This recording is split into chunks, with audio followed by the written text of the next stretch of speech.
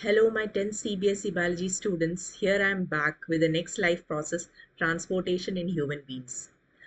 So I'm very happy that I'm getting positive responses from many of the students.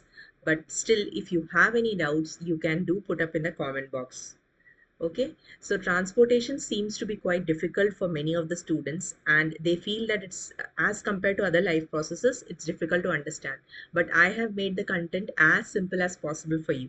So do watch it till the end, and those who are new to my channel, don't forget to subscribe it. So let's get started. Transportation in human beings, or it's a full circulatory system. So what is the definition? First, we need to know, right? What is transportation? Why we need transportation? As we need some means of transport to move from one place to another. Similarly, in our body, there are so many nutrients which are needed, right? So how it will get transported? So that is what is transportation. Here we can see that our body needs nutrients, our body needs oxygen. And where all these things are going? Cell. Every cell in the body needs some nutrients and oxygen. So these are transported to the cell, and from the cell, whatever carbon dioxide is released out and whatever waste it has to be transported out of the cell. So two things are transported inside, two things are transported outside. So this is what is getting transported in the body. But what is the medium for transport? How all these things are getting transported? The medium used here is blood. The blood is the medium used for transportation, right? So with the help of the blood, all the nutrients and oxygen are reaching the cell, and carbon dioxide and waste is released out of the cell. Now, from where the blood will go, the blood also needs some pipelines or some tubes, right? So these are the blood vessels. So blood is passing with the help of blood vessels. They flow with the help of blood vessels. And blood vessels and blood both are not enough, right? We need a pumping organ also. And what's that pumping organ? Yes, it's none other than heart. So all the three components of the circulatory system are blood, blood vessels and heart. These three together form our circulatory system. So hope it is clear. Now moving to the next. What actually happens while and how the circulation takes place, we are going to see. So I have given with a simple depiction to make you understand what is really happening here. So you can see here heart, right? So this is our heart. From heart, what is happening? A vessel, the blood vessel which is carrying the blood out of the heart is known as artery. Artery carries blood away from the heart. Now, where the artery is carrying the blood away? To the different body parts, right? So when the blood has to reach to different body parts, arteries further divide into thin network of tubes, which are called as capillaries. We can see thin network of capillaries here. So the blood is reaching the blood capillaries, and from blood capillaries, what happens? It is reaching to each and every cell. Through blood capillaries, the blood is reaching to every cell. So what is getting transported with the help of the blood? Food and oxygen. So food and oxygen is reaching the cell with the help of blood capillaries. So again, from the heart, the blood is taken down by the artery. When the artery reaches the body parts, they are divided into thin networks called capillaries, and with the help of capillaries, food and oxygen is reaching every cell. From the cell, what will happen? The cell will undergo respiration, right? So after the respiration, what's the product? Carbon dioxide. So this carbon dioxide is again taken back to the blood, and from the blood, the capillaries which are coming out, they will combine together to form veins, and this vein will carry the deoxygenated blood or carbon dioxide rich blood back to the heart. So this is the whole process. This is the whole process which is taking place in circulation, right? Now, you have to remember what are the different blood vessels. Artery and veins. These are the two blood vessels, and the third one is capillary. Capillary is the thinnest of all and artery is thickest of all. But which carries oxygenated blood? Artery. Artery always carry oxygenated blood. Veins always carry deoxygenated blood. Okay. There are two exceptions in blood vessels, pulmonary artery and pulmonary vein. So what do the pulmonary artery do? It's just the reverse of artery. If artery carries oxygenated blood, pulmonary artery will carry what? Yes, deoxygenated blood. Now, if veins are carrying the deoxygenated blood, what will be the pulmonary vein carry? Very good. It will carry the oxygenated blood, right? So this is the way it helps. Now, next, double circulation, which is again the most important question which is frequently asked in the exam. Circulatory system. Explain the double circulation process. So as the word suggests, double means 2 times, right? So the blood is entering the heart twice. That's why we call it as double circulation. So this looks to be a complicated diagram for you, but I will explain you in an easy way. So now these are the lungs, right? So what is happening from the lungs? The oxygenated blood. The oxygenated blood means O2 rich blood. The O2 rich blood is carried with the help of what? Pulmonary vein to the heart, right? From the heart, what will happen? From the heart again, the it will get oxygenated, and the oxygenated blood which is reaching the heart has to move out through the aorta, and it is reaching every body part. So from the heart it is pumped to all the body parts, right, with the help of aorta. Now from the body parts, the deoxygenated blood, the blue color blood is deoxygenated, red color is oxygenated. So blue color blood which is deoxygenated is reaching, coming back into the heart. And from the heart, what will happen? Again, the deoxygenated blood is pumped by the pulmonary artery, and is taken by the pulmonary artery back to the lungs. So you can see that the blood is entering the heart twice, right? So the upper part where the lung is involved is called pulmonary circulation. Blood from lungs to heart and from heart back to lungs. So this part is pulmonary circulation. This much is pulmonary circulation.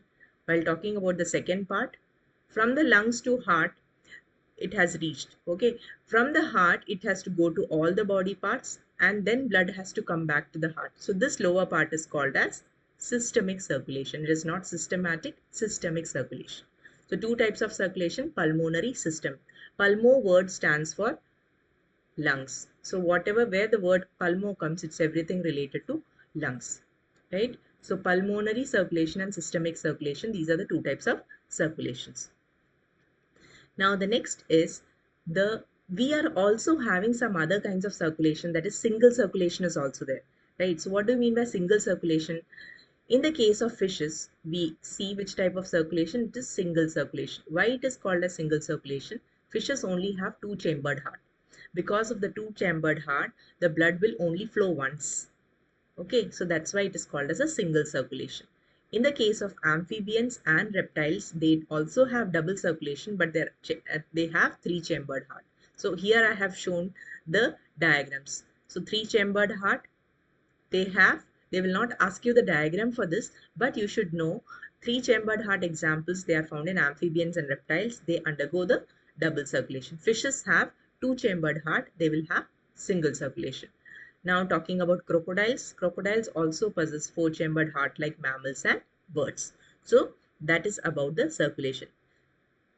Next is heart. I will tell you, if a short note about heart is asked, you should know the full description about it, right? So heart, what is heart? It's a pumping organ, and it is composed of which kind of muscles? It is composed of cardiac muscles. This is very important, okay? So what is the size? The size is of one's own fist. I have shown here the image like a pumping heart. I have shown here for you to make you understand easily how the heart is getting pumped. So this is the way it is, like making lumped up sound, and the heart is pumping the blood. So the size of the heart is equal to one's own closed fist. It is the size. Now what are the parts? There are four chambers in the heart: right atrium, right ventricle, left atrium, left ventricle. So there is right side and left side, it's divided, okay? And right has two parts and left has two parts. Now both the sides are divided with the help of a wall which is called as septum. There's a center wall here which is called as septum. Now the valves are present between the chambers to prevent the backflow of the blood. So here you can see the thin valves present. There are some valves present here and here. So these valves, what do? They will prevent the backflow of the blood. Blood should not go back. So tricuspid valve is present between right atrium and right ventricle, and bicuspid or mitral valve is present between left atrium and left ventricle. Now one more important term you should remember is, when the cardiac muscle contracts, what is the word used? It's systole. When the cardiac muscle relaxes, it is called as diastole. So systole and diastole, both the time systolic pressure, diastolic pressure. term can be asked. So what is the normal BP, which is say 120 by 80 mm of Hg. Okay. Now next is the heart diagram, which is normally asked to draw. You have to draw the diagram of heart sometimes and explain it. Sometimes only the labeling might be asked. But this is the whole NCERT figure, which I'm gonna explain you once again. So this is right atrium, and this is right ventricle. Here left atrium, left ventricle. So these are the four chambers. Okay, now what is happening? These arrows are showing the blood flow. While drawing the diagrams, you have to show the arrows in the proper directions to know which direction from where the blood is going to which part, right? So it's very simple. I'll tell you. Just remember that when the heart diagram you're drawing, you remember it as DO. So this side is fully, like we say, do the work. Always your mother says, do. So what to do? So that do here stands for, D stands for deoxygenated and O stands for oxygenated. So always the right side will deal with deoxygenated blood and the left side will deal with oxygenated blood. Okay, always you have to draw the mirror image, the diagram as it is given in the book, the mirror image you need to draw it. So what will happen? Let's start.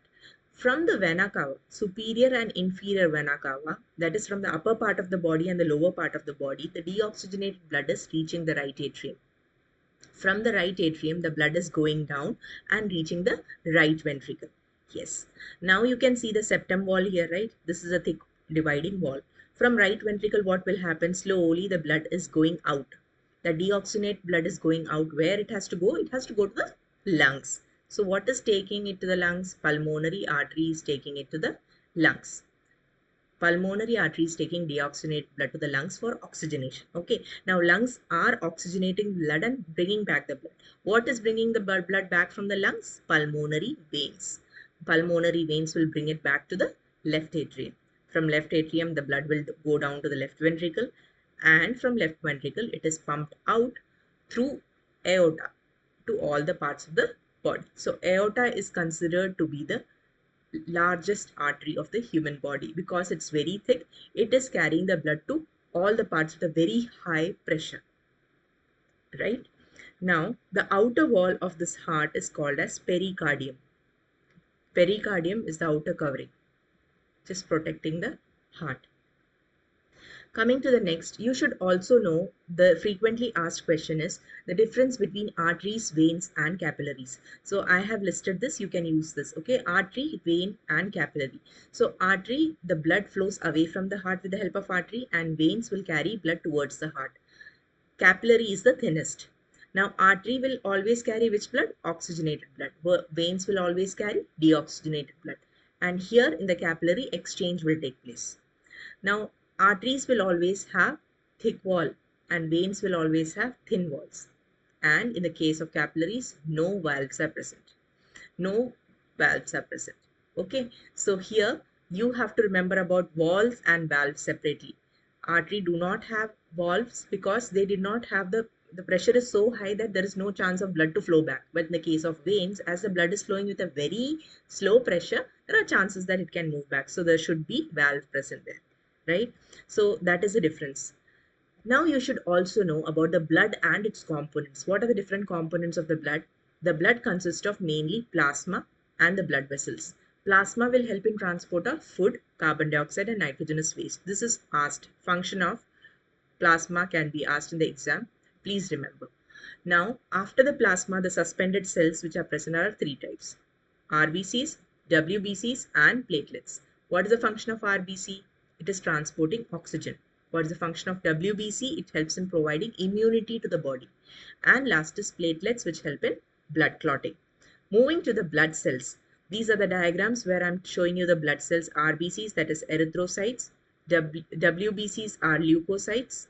And platelets are thrombocytes. Okay. So now this WBCs can also be classified into 5 different types: neutrophils, eosinophils, basophils, lymphocytes and monocytes.